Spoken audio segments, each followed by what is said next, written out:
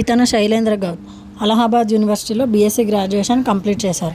టాటా మోటార్స్లో జాబ్ని రిజెక్ట్ చేసి ఈ ఆవిష్కరణ చేయడం కోసం తను 18 years ఆఫ్ లైఫ్ని పణంగా పెట్టాడు. అయితే 1 liter ఆఫ్ పెట్రోల్తో 176 kilometers రేంజ్ గల బండిని నడిపేలా ఇంజన్ని తయారు చేశాడనమాట. సో దీని మీద 2 పేటెంట్స్ ఉన్నాయి. ఒకటి డిజైన్ అండ్ ఇంకోటి ప్రక్రియ ఎలా నడుస్తుంది అనేది. అండ్ ఇంకా కొన్ని పేటెంట్స్ రావడానికి పెండింగ్ ఉన్నాయి. ఇది 6-stroke ఇంజన్ కావడం వల్ల జీరో పొల్యూషన్ అనమాట. Petrol, diesel, CNG and ethanol use చేసి ఈ బండిని నడుపుకోవచ్చు. లో కాస్ట్ ఆల్టర్నేటివ్గా ఇది పోటీకి రావచ్చు. కాకపోతే స్టిల్ ఇదంతా జరగడానికి ఇంకా కొంచెం ఎక్స్ట్రా ఫండింగ్ అవసరం ఉంది.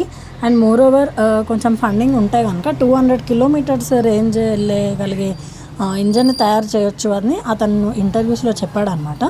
సో ఇది హిందుస్థాన్ డైలీ జాగరణ్ న్యూస్ పేపర్స్లో పబ్లిష్ చేశారు. ఇప్పుడు ట్విట్టర్లో ఇదే హల్చల్ నడుస్తుంది.